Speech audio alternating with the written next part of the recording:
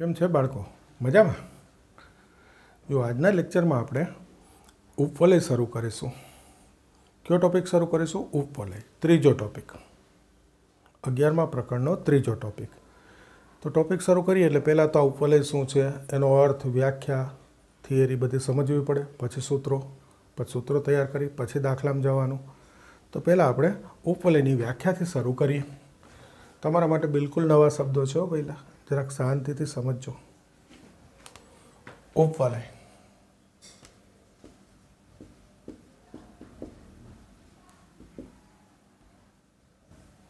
ઉપવલય સમતલના બે નિશ્ચિત બિંદુઓથી અંતરોનો સરવાળો અચળ હોય તેવા બિંદુઓનો ગણ એટલે ઉપવલય. વ્યાખ્યાથી ના સમજાય, હમણાં દોરીશ એટલે સમજાશે. સમતલના બે નિશ્ચિત બિંદુઓથી અંતરોનો સરવાળો અચળ હોય એવા બિંદુઓનો ગણ એટલે ઉપવલય. જુઓ, હવે પહેલાં આ દોરી દો.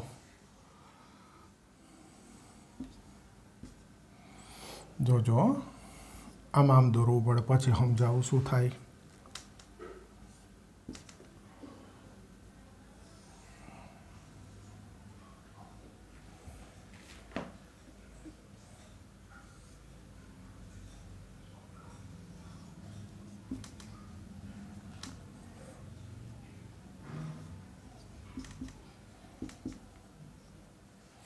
સાંભળજો. આ સમતલના બે નિશ્ચિત બિંદુ F1 F2, આ બે નિશ્ચિત બિંદુથી અંતરોનો સરવાળો એટલે F1 થી અંતર લેવાનું, પછી F2 થી અંતર લેવાનું, એ બેનો સરવાળો લેવાનો, એ અચળ હોય એવા બિંદુઓનો ગણ એટલે ઉપવલય. તો આવી આકૃતિ મળે, આ મળે. આ બીજું કંઈ અક્ષ ન જોતા, ખાલી એટલું કે આ બે બિંદુ દોર્યા છે, અને સીધું તો દોરતા. એટલે પેલા બે બિંદુ, એનાથી આના પરના કોઈ પણ બિંદુનો, આ બે બિંદુથી અંતર લઈ એનો સરવાળો કરું તો અચળ આવે. ધારો કે એક અહીંયા બિંદુ બતાવું હું P, તો અર્થ આવો થયો PF1 PF2. હવે તમે કહો અહીંયા બિંદુ લ્યો Q, તો એમાં આ જે સરવાળો એટલો જ આવે. કોઈ કે અહીંયા R લ્યો, સરવાળો સરખો જ આવે. આ બુકમાં નથી આપ્યું, તમારી માહિતી માટે ખાલી કહું છું કે આ 2A થાય.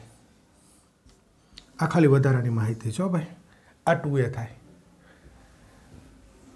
તો આ ઉપવલય થયો. આ બે નિશ્ચિત બિંદુથી આ જે વક્ર દેખાય છે એના પરના દરેક બિંદુના અંતરનો સરવાળો સરખો જોઈએ. અચળ એટલે સરખો.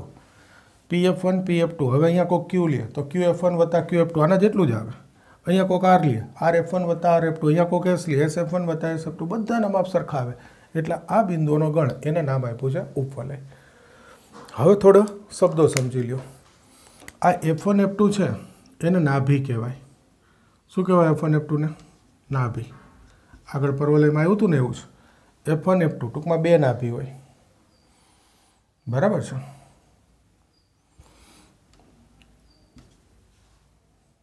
આ F1 F2 એના મધ્ય બિંદુને ઉપવલયનું કેન્દ્ર કહેવાય. શું કહેવાય? કેન્દ્ર. આ F1 F2 માંથી પસાર થતી રેખા દોરું તો એ ઉપવલયને જ્યાં છેદે એ બિંદુ બે જે છે એને કહેવાય ઉપવલયના શિરોબિંદુ A ડેશ. અને આ કહેવાય ઉપવલયની પ્રધાન અક્ષ. શું કહેવાય છે? A ડેશને ઉપવલયની પ્રધાન અક્ષ. આ પ્રધાન અક્ષને કેન્દ્રમાંથી લંબ દોરું તો એને કહેવાય છે ગૌણ અક્ષ. દર્શાવે છે BB ડેશ વડે. શેના વડે દર્શાવે? BB dash. તો આ BB ડેશ શું થઈ ગયું? ગૌણ અક્ષ. ફરી વાર જોજો. આ બે નાભી F1 F2 એના મધ્ય બિંદુને ઉપવલયનું કેન્દ્ર કહેવાય. આ F1 F2 માંથી પસાર થતી રેખા, F1 F2 અને કેન્દ્ર O માંથી પસાર થતી રેખા, આ ઉપવલયને જ્યાં બે બિંદુમાં છેદે છે એને એના શિરોબિંદુ કહેવાય. એટલે A ડેશ શિરોબિંદુ થયું. આ A ડેશને મુખ્ય અક્ષ અથવા પ્રધાન અક્ષ કહેવાય, ટૂંકમાં પ્રધાન અક્ષ. આ પ્રધાન અક્ષ A ડેશ એને કેન્દ્રમાંથી લંબ, એટલે કેન્દ્ર ઉગમ બિંદુઓ લીધું છે એમાંથી લંબ, એને એની ગૌણ અક્ષ કહેવાય. એટલે આ BB' છે ગૌણ અક્ષ થઈ જાય. હવે પછી કહી દીધું કે આ પ્રધાન અક્ષ x અક્ષ, ગૌણ અક્ષ y અક્ષ. બોલો આટલો ખ્યાલ આવે? આટલા શબ્દો સમજાવી દીધા. આ પ્રધાન અક્ષ, આ ગૌણ અક્ષ, આ કેન્દ્ર, આ શિરોબિંદુ. ઓકે, આવી ગયું બધું. હવે એક બીજો શબ્દ, ઉત્કેન્દ્રતા. કયો શબ્દ લઈશ? ઉત્કેન્દ્રતા. જે સારું છે ને જરૂર છે એ લખું છું, બાકીનું બોલીને સમજાવી દીધું. ઉત્કેન્દ્રતા તો કે આ કેન્દ્રનું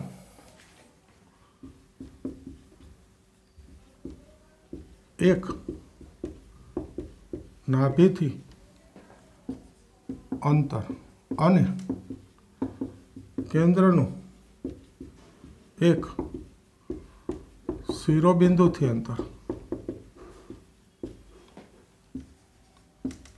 અંતર ના ગુણોત્તરને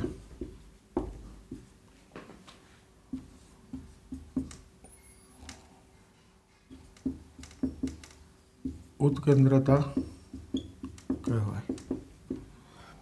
એનો સંકેત આગળ મેં બતાવ્યો હતો ઉપવલયમાં, પરવલયમાં E હોય, જ્યાં ઉપવલય માટે ઈનું મૂલ્ય 0 થી 1 ની વચ્ચે હોય. ધન તો હોય જ, કારણ કે અંતરનો ગુણોત્તર છે એટલે ધન તો હોય જ. એટલે <1 લખું, વળી તમે ક્યાંક ખોટો અર્થ કરો તો એટલે સ્પષ્ટ લખી દીધું 0 થી 1 ની વચ્ચે. એકચ્યુઅલી ખાલી એટલું બોલાય, ઉત્કેન્દ્રતા ઉપવલયની <1. ક્લિયર? નાભિલંબ, નાભીમાંથી આ પ્રધાન અક્ષને લંબ હોય એને નાભિલંબ કહેવાય. એ તો લખવાની જરૂર નથી, ખબર પડી ગઈ? હવે જોજો, આ પ્રધાન અક્ષની લંબાઈ, સાંભળજો, સૂત્ર શરૂ થઈ ગયું અને થિયરી શરૂ થઈ. પ્રધાન અક્ષની લંબાઈ 2a લો. પ્રધાન અક્ષની લંબાઈ એટલે અહીંયા જ લખી દઉં, ચલો, a ડેશ. એ ડેશ એટલે લખ્યું, નહીં તો તમને એવો અર્થ થાય કે પ્રધાન અક્ષ એટલે x અક્ષ છે તો x અક્ષની લંબાઈ કેવી હોય? ભાઈ અહીંયા એવું x અક્ષ નહીં, પ્રધાન અક્ષ એટલે a ડેશ લેવાનું છે, એની લંબાઈ 2a. પછી આ y અક્ષ ઉપર BB ડેશને ગૌણ અક્ષ કીધું, તો ગૌણ અક્ષની લંબાઈ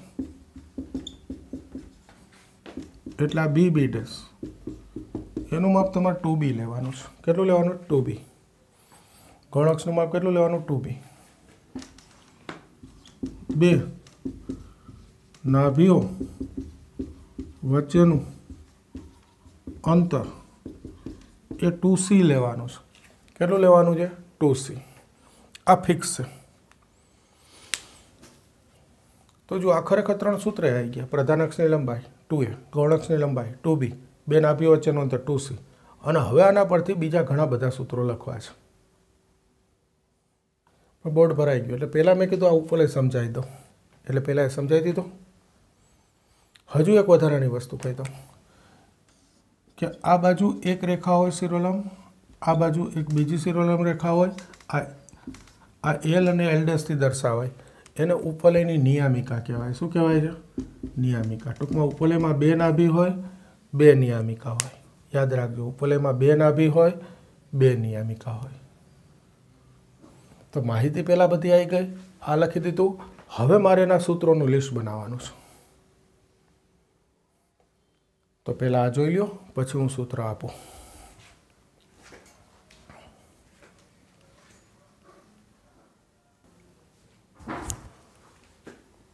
હવે જુઓ, એક નાનો ઉપવલય જસ્ટ રફ આકૃતિ દોરી રાખીશ. આને ધ્યાનમાં રાખી સૂત્ર લખું છું. પહેલું, ઉપવલયનું પ્રમાણિત સમીકરણ. ધ્યાનથી જોજો, x² અપન a² plus y² અપન b² બરાબર 1. સોરી, કારણ નહીં. જ્યાં એ લેસ ધેન બી. આ શા માટે હમણાં બતાવું છું. આ જે ઉપવલય દોર્યો છે એનું પ્રમાણિત સમીકરણ. હવે એના માટેના સૂત્રો લખવું એટલે પહેલું આગળથી ફરી લખીશ. પ્રધાન અક્ષની લંબાઈ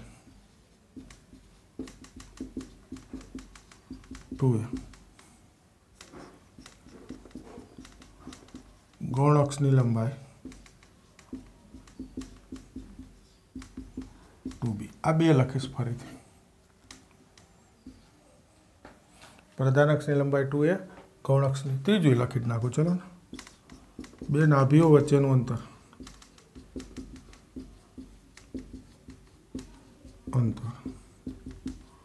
2c. ઓકે. પ્રધાન અક્ષની લંબાઈ 2a, ગૌણ અક્ષની લંબાઈ 2b, બે નાભીઓ વચ્ચેનું અંતર 2c. આ મેં છેલ્લે લખ્યું હતું છતાં અહીંયા લખી દીધું આ પ્રમાણિતની નીચે. એનું કારણ કહું હમણાં. હવે જોજો શિરોબિંદુઓ.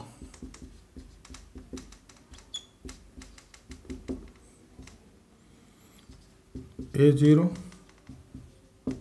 I અને A dash.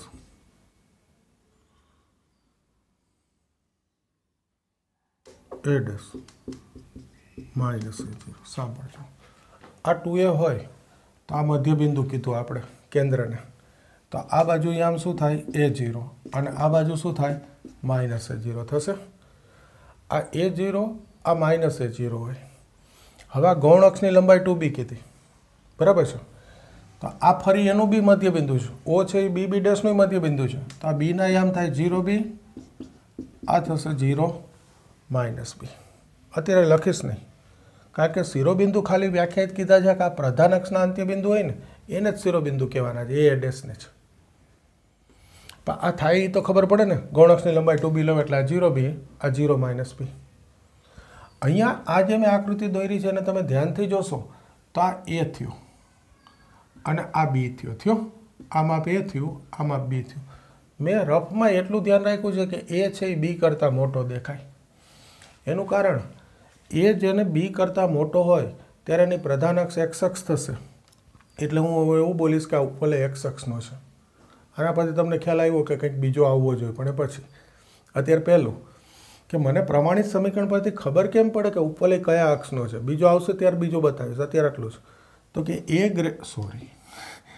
A greater than બી હોય, બોલું છું ગ્રેટર દેન લખ્યું લેસ દેન, તો પ્રધાન અક્ષ એક્સ અક્ષ થાય, એની લંબાઈ 2a થાય. અહીંયા આકૃતિમાં એટલે મેં બતાવ્યું છે, એટલે આ ફરીથી લખ્યું હતું. ઓકે. હવે જોજો શિરોબિંદુનું સૂત્ર લખાઈ ગયું. નાભિના પ્લસ માઇનસ C0 થાય, કારણ કે આ નાભી વચ્ચેનું અંતર 2c કીધું. ફરી આ મધ્યબિંદુ છે એટલે આ બાજુ C0, આ બાજુ માઇનસ C0. આ C ના પાછા બે સૂત્ર છે. C બરાબર એક જ મિનિટ √a² માઇનસ b² અને C બરાબર a. C ના પાછા બે સૂત્ર છે. C એટલે તો કે √a² માઇનસ b² અથવા a. તો આના પરથી જો અહીંયા યામ લખું તો આને હું પ્લસ માઇનસ AE0 કહી શકું. નાભિના યામને શું કહી શકું? Plus minus AE0. અને તમને કોઈ કહે કે ઉત્કેન્દ્રતાનું સૂત્ર લખો તો આ રહ્યું C બરાબર a. હવે જોજો જરા, અહીંયા C ની કિંમત હું √a² માઇનસ b² મૂકી દઉં તો આ પણ ઉત્કેન્દ્રતાનું સૂત્ર થાય. એટલે ઉત્કેન્દ્રતાનું સૂત્ર આ લખો અથવા આ લખો તોય ચાલે. નાભિલંબ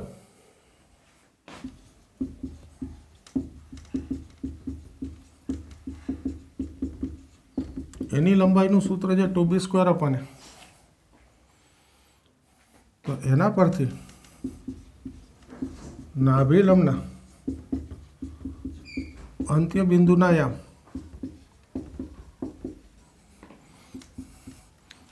નાભિલંબો એટલે નાભીમાંથી પસાર થતી શિરોલંબ રેખા तो एक्स शू थशे प्लस माइनस सी, वाई शू थशे प्लस माइनस बी स्क्वेर अपन ए। 4 आवे नाभिलंबना अंत्यबिंदु शा माटे तो कि 2 अहींया होय ने 2 अहींया होय એટલે કુલ કેટલા થઈ ગયા 4 થઈ ગયા। प्लस माइनस सी जो पहला प्लस सी राखो त्यारे प्लस माइनस बी स्क्वेर अपन ए तो आ बे बतावे अने अलग अलग लखू माइनस सी राखू त्यारे प्लस माइनस बी स्क्वेर अपन ए लखू तो आ बे बतावे F2 आगळ नाभि आगळ એટલે નાભિલંબના 4 અંત્યબિંદુ હોય। હવે એકવાર યાદ કરી લો સૂત્રોનું લિસ્ટ ફરી જોઈ લો કોઈ બાકી રહે છે કે નહીં। પ્રમાણિત સમીકરણ પ્રધાન અક્ષ ગૌણ અક્ષ બે નાભી વચ્ચેનું અંતર શિરોબિંદુ પછી નાભીના યામ નાભિલંબની લંબાઈ આ વચ્ચે ઉત્કેન્દ્રતાનું બધું આવી ગયું નાભિલંબના અંત્યબિંદુના યામ ઓકે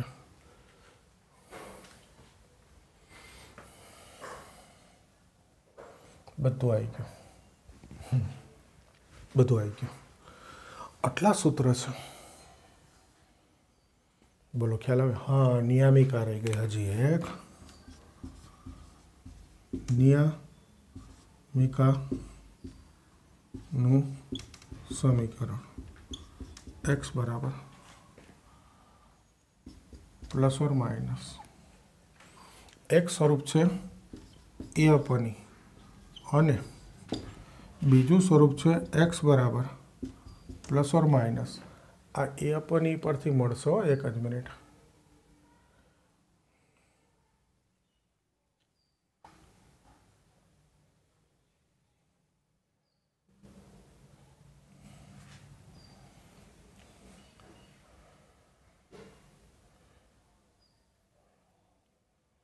आ कीमत मूकवानी ई नी कीमत मूको ने सी अपन ए स्क्वेर अपन सी बीजू कहीं नहीं जो आ ई नी कीमत है ने अहींयाथी मूकवानी सी अपन ए सी छेदनो छेदांशमां आ याद राखी शकाय। तमने बेमांथी जे अनुकूळ लागे अमुक जग्याए बबे सूत्र छे बबे सूत्र शुं काम छे ए बी कही दो कोई कन्फ्यूज ना थता भाई। एक वस्तु एवी छे के पहेला जे स्टेट बोर्डनो सूत्र हती ने चोपड़ी एमां बधे ई स्वरूपे सूत्र हता जुओ आ बधा ई स्वरूपे हता नाभीना याम तो के प्लस माइनस ए 0 बराबर छे। पछी उत्केन्द्रता तो कि ई बराबर √a² माइनस b² अपन ए आ तो ओके। नाभिलंबना अंत्यबिंदुना याम तो कि प्लस माइनस ए प्लस माइनस b² अपन आ सी नी बदले ए मुकाय ने न्याय नियमिका समीकरण तो कि x बराबर प्लस माइनस ए अपन ई पछी आ नवी बुक आवी ख्याल छे ने तमने एमां बधुं ए अने ई नी बदले सी स्वरूपमां जतुं रह्युं अहींया हतुं आ 2a अपन ई हतुं बे नाभि वच्चेनुं अंतर न्याथी सी मूकी दीधो एटले ए अपन ई बराबर सॉरी जो आ खोटुं लख्युं छे सी बराबर ना बराबर सी बराबर ए बे नाभीओ वच्चेनुं अंतर 2a हतुं ओके न्याथी 2a नी बदले सी मूकी दीधो न्याथी सूत्र एणे बदली नाख्या नवी बुके आ सी लीधो एटले हवे आ सी स्वरूपे आई गया। हूँ बधा दाखलामां सी स्वरूपे मूकीश आ ए स्वरूप मैं तमने खाली बताव्युं बधा सी स्वरूपना सूत्रों मूकीश दाखलामां तमे तैयार पहला ए ज करजो कारण के हवे जूनुं शुं काम याद करवुं नवी बुकमां सी स्वरूपथी सूत्र छे आपणे बधा सी स्वरूपथी मूकीशुं क्लियर आटला सूत्र छे। फरी एकवार आ जे उपवलय छे एना माटेना आ बधा सूत्र छे। आ जे उपवलय एटले कयो तो कि ज्यां ए ग्रेटर देन बी तमने आकृतिमां ज देखाशे अने एने कारणे एनी प्रधान अक्षनी लंबाई 2a अने प्रधान अक्ष एक्स अक्ष छे बराबर छे। हवे एमनेम ज राखुं छुं अने आने काढुं छुं आकृतिने जोजो ध्यानथी समझो जरूरी है एटले जो आ राख्युं छो बोर्ड पर एटले पहेला आ लखी लेजो हवे बदलावी नाखो ए ना लगता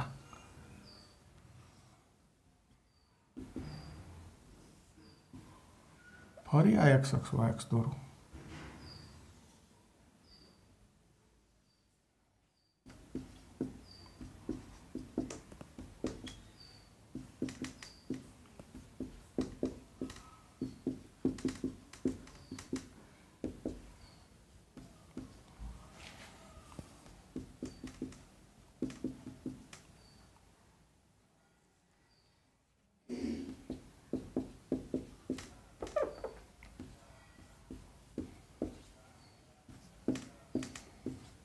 હવે જુઓ મેં એટલો ફેરફાર કર્યો કે નાભીઓ છે વાયક્ષ ઉપર લઈ લીધી, નિયમિકા સમક્ષિતિજ રેખા કરતી હતી અને આ બી અને આ એ જુઓ તો બીનું મૂલ્ય એ કરતાં મોટું છે એવું દેખાય, એ લેસ ધેન બી થઈ ગયું. ટૂંકમાં આગળ એ ગ્રેટર ધેન બી દેખાયું હતું, આમે શું દો દીધું એ લેસ ધેન બી.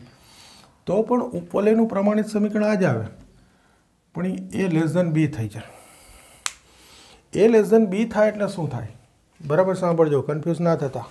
કોઈ બહુ જાજુ નહીં આપું સૂત્રો, આમાં જ બતાવી દઈશ, સમજૂતી ખાલી જોઈ લ્યો. જો એ લેસ ધેન બી થાય, પ્રમાણિત સમીકરણ તો આ જ હશે, X square upon A square plus Y square upon B square બરાબર 1. પણ એ લેસ ધેન બી હશે એટલે આ એનું મૂલ્ય ઓછું હશે અને બીનું મૂલ્ય વધુ હશે.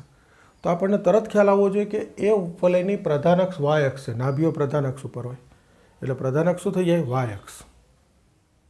અને ગૌણ અક્ષ શું થઈ જાય? એક્સ અક્ષ. તો આ બધા સૂત્રો ફરીથી આવે, પણ તમારે શું કરવાનું સાંભળજો. સૂત્ર આગળ તૈયાર કર્યા એ જ અત્યારે લખેલા છે જ, પણ જો વાય અક્ષનો પરવલય હોય તો યાદ શું રાખવાનું? એક્સ વાય બદલાઈ જાય. સૂત્રમાં જ્યાં અક્ષર એક્સ હોય ત્યાં શું કરી દેવાનો? વાય. વાય હોય ત્યાં શું કરી દેવાનો? એક્સ. અને એ બી બદલાઈ જાય. એ હોય ત્યાં શું કરી દેવાનો? બી. બી હોય ત્યાં શું કરી દેવાનો? એ. એટલે થઈ ગયું. નવા સૂત્રો ગોખવાની જરૂર નથી. આ પહેલાં જે સૂત્રો બોલ્યા હોય તૈયાર કર્યા હોય એ જ યાદ રાખવાના, પણ જ્યાં અક્ષર એ બી આવે બદલાવી નાખો, એક્સ વાય આવે બદલાવી નાખો. હવે જુઓ અક્ષર એક્સ વાય બદલવાનું કહું ને એટલે જ્યાં યામ આવે ને ત્યાં સ્થાન ફરી જાય. કઈ રીતે બતાવું છું? છે કે નહીં સાંભળજો. જો આ વાયક્ષનો ઉપવલય હોય, આ વાયક્ષનો ઉપવલય, તો એ લેસ ધેન બી હોય એટલે ખબર પડે વાયક્ષનો ઉપવલય. તો પ્રધાન અક્ષની લંબાઈ હું સૂત્ર યાદ કરીશ 2a, તો અક્ષર બદલાવીશ, યાદ કરીશ એની બદલે બી એટલે 2b. પ્રધાન અક્ષની લંબાઈ શું થઈ જાય? 2b. ગૌણ અક્ષની લંબાઈ આ અક્ષર બદલાવી નાખો, શું થઈ જાય? 2a. આ સી ના બદલે બે નાભીઓ વચ્ચેનું અંતર 2c. શિરોબિંદુ એની બદલે બી કરી દઉં અને યામ હોય ત્યાં સ્થાન ફેરવવાના. 0b, 0 માઇનસ બી આવી ગયા. નાભીના યામ સ્થાન ફેરવી નાખો, સી નહીં બદલે 0 પ્લસ માઇનસ સી. આ હોય તો બદલત, એની બદલે બી કરવો પડે 0 પ્લસ માઇનસ બીઈ. આ સીના બદલે 0 પ્લસ માઇનસ સી. કારણ સીનું સૂત્ર હું આ લઈશ અંડર રૂટ એ સ્ક્વેર માઇનસ બી સ્ક્વેર, એમાં બદલાવી નાખીશ અંડર રૂટ બી સ્ક્વેર માઇનસ એ સ્ક્વેર. એન બી બદલી ગયા એટલે પછી આ 0 પ્લસ માઇનસ સી ખાલી સ્થાન ફરે. ઉત્કેન્દ્રતા ઈ બરાબર સી અપન એ, તો એ બદલાવી નાખીશ ઈ બરાબર સી અપન બી. નાભિલંબની લંબાઈ એમાં પણ એને બી બદલાવીશ તો 2a સ્ક્વેર અપન બી. અહીંયા સ્થાને ફરશે અને એ બી બદલાવીશ એટલે જુઓ પ્લસ માઇનસ એ સ્ક્વેર અપન બી અને પછી પ્લસ માઇનસ સી. સ્થાન ફરે એ બી બદલે, સી ના બદલે. નિયમિકાનું સમીકરણ એક્સ બરાબર પ્લસ માઇનસ એ સ્ક્વેર અપન સી હતું, એની બદલે શું મૂકીશ? પ્લસ માઇનસ બી સ્ક્વેર અપન સી. આ તો મૂકવાનો જ નથી, હું દાખલામાં તો આ સ્વરૂપ લેવાનો જ નથી. સી નહીં બદલે એટલે આ એ બદલી જાય તો બી મૂકવું એટલે પ્લસ માઇનસ બી સ્ક્વેર અપન સી. સમજાય શું કહું છું? જો ઉપવલય વાય અક્ષનો હોય, ખબર કેમ પડે વાય અક્ષનો છે? તો કે એ લેસ ધેન બી હોય એટલે પ્રમાણિત સેમ જ છે, X square upon A square plus Y square upon B square બરાબર 1. ખાલી આ એ ને બી ઉપરથી ખબર પડશે. એ ગ્રેટર ધેન બી એક્સ અક્ષનો ઉપવલય, મૂળ સૂત્રો. એ લેસ ધેન બી વાય અક્ષનો ઉપવલય. સૂત્રો બદલવાના. શું બદલવાનું? એ ને બી બદલી નાખવાના. એ હોય ત્યાં બી, બી હોય ત્યાં અક્ષર એક્સ વાય બદલી નાખવાના. એક્સ હોય ત્યાં વાય, વાય હોય ત્યાં એક્સ. જો નિયમિકામાં એક્સ હોય તો વાય લખવો પડે. વાય બરાબર પ્લસ માઇનસ બી સ્ક્વેર અપન સી. અને એક્સ વાય બદલાવો એમ કહો એટલે જ્યાં યામ હોય ત્યાં સ્થાન ફરી જાય. 1 2 3. ઉપવલય બે પ્રકારના હોય, એક એક્સ અક્ષનો ઉપવલય હોય, એક વાય અક્ષનો ઉપવલય હોય. અત્યારે આપણે એવા ઉપવલય ભણવાના છે કે જેની પ્રધાન અક્ષ એક્સ અક્ષ ઉપર હોય અથવા વાય અક્ષ ઉપર હોય. એટલે એક્સ અક્ષ અથવા વાય અક્ષ જ પ્રધાન અક્ષમાં આવે અને કેન્દ્ર ઉગમ બિંદુ લીધું. જુઓ આપણે આવું હું શા માટે બોલ્યો? ફરી ઉપવલય પણ આના સિવાયના ઘણા હોય.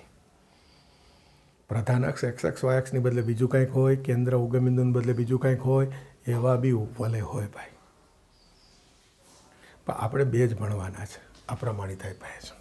બીજા કોઈ ઉપવલય વિશે અત્યારે વિચારવાનું નથી અને આવશે નથી. એ તમારા 12માં સુધી ક્યાંય નહીં આવે. बोलो क्लियर। तो मजबूत थई अने सूत्रों तैयार करवा पड़े। अने आ एक्स ने बदले वाय अक्ष होय तो पहला ए याद राखवानुं, ए ग्रेटर देन बी तो एक्स अक्ष, ए लेस देन बी तो वाय अक्ष। पछी एक्स अक्षना सूत्रों तैयार कर दीधा। पछी याद राख्युं कि ए लेस देन बी वाय अक्ष होय तो ए बी बदले एक्स वाय बदले अने याम होय त्यां स्थान फरे। सूत्रों तैयार करीने आ बधुं याद राखवुं पड़े, पछी दाखला थाय। हाँ, छेल्ली वस्तु, आमां अमुक सूत्रों में एवा लखेला छे कि जे अत्यारे टेक्स्टबुक में नथी। धारो के आज नहीं होय, आय कदाच ना होय, कई वांधो नहीं। टेक्स्टबुक में होय के ना होय, उपलय भणવું એટલે જેટલા सूत्र फरजियात जरूर होय એટલા મેં લખી નાખ્યા કે આટલું તો ઉપલય વિશે ખબર જ હોવી જોઈએ। એ અત્યારે બુકમાં છે કે નથી અગત્યનું નથી, એટલે તૈયાર કરી જ દેજો। પાછા એવા નીકાળતા નહીં કે આ બુકમાં નથી, ના હોય તો કરી દેવાના। બરાબર છે? ખ્યાલ આવી ગયો? કરો સૂત્ર તૈયાર।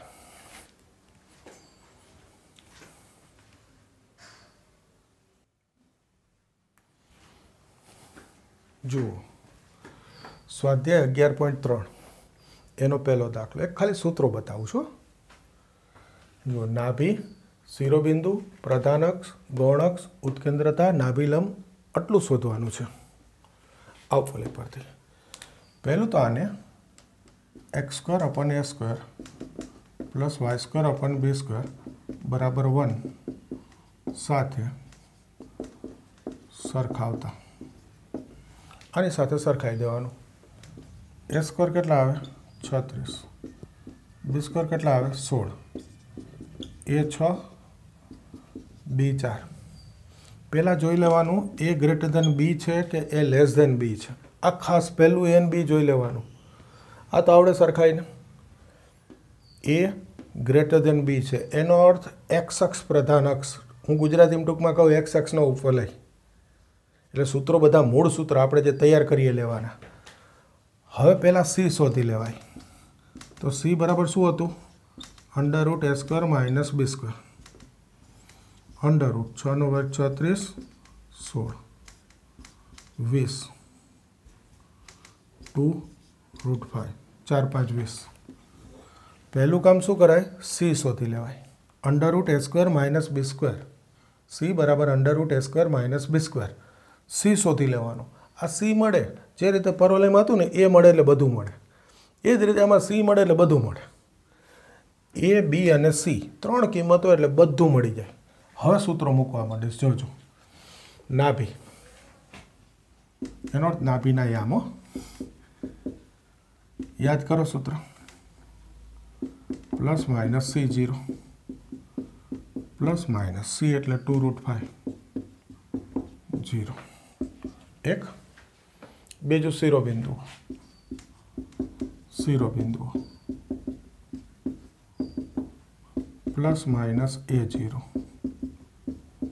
± a6 0। ત્રીજું પ્રધાન અક્ષની લંબાઈ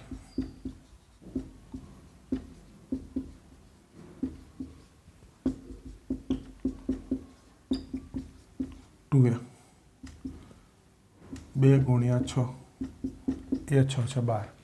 એના પછી ગૌણ અક્ષની લંબાઈ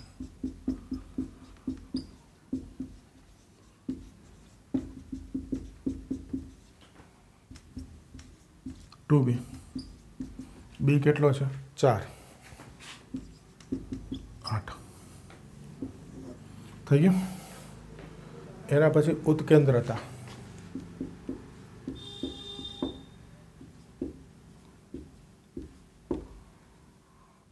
e બરાબર c/a c 2 √5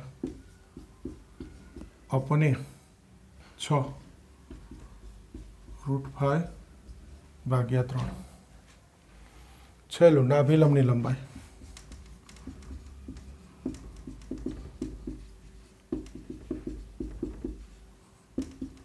b² / 2 b² 16 / a 6 16/3। 1 2 3 4 5 6 સૂત્ર એ મૂક્યા અને એક c નું સૂત્ર √a² - b²। તમે જુઓ, સૂત્ર સિવાય કંઈ નથી। મેં જેટલા સૂત્ર લખાવ્યા એમાં ચોપડીમાં આટલા છે એવું કહી દીધું, બાકીના મેં લખાવ્યા વધારાના. ઓકે, ખ્યાલ આવે છે? તો આ દાખલો એક ગણાવી અને મેં તમને એ બતાવ્યું કે ભાઈ આ ઉપવલયનું સમીકરણ x² + y² + b² બરાબર 1 જ હોય, એટલે આ a² થાય ને આ b² થાય, તો એના પરથી એ બી મળી જાય. હવે આપણે અહીંયાથી જોવાનું, એ બી મળી ગયા, a > b છે, એનો અર્થ x અક્ષનો ઉપવલય, ગુજરાતીમાં આવું બોલી દઈશું. એટલે આપણે મૂળ સૂત્ર જે તૈયાર કરીએ છીએ મેં તમને કીધું એ પ્રમાણે, જો a b આવે તો એનો અર્થ મૂળ સૂત્ર આપણે જે તૈયાર કરેલા છે એમાં a b બદલી નાખવાના, xy બદલી નાખવાના અને યામ હોય ત્યાં સ્થાન ફરી જાય. ઓકે, તો અત્યારે a > b છે, ટૂંકમાં મૂળ સૂત્ર, એટલે પહેલો તો c શોધી લેવાનો, √a² - b², એટલે આ c મળી ગયો. તમે જુઓ 3 કિંમતો a, b અને c, એટલે બધા સૂત્રો એના આધારે જ છે. પછી ખાલી સૂત્ર યાદ હોવા જોઈએ. તો પહેલાં થોડીક સમજૂતી જોઈ લેવાની, એ દાખલામાં જરૂરી નથી પણ જોવું જોઈએ આપણે કે ભાઈ ઉપવલય શું છે, ખબર પડે એના શબ્દોનો અર્થ શું છે.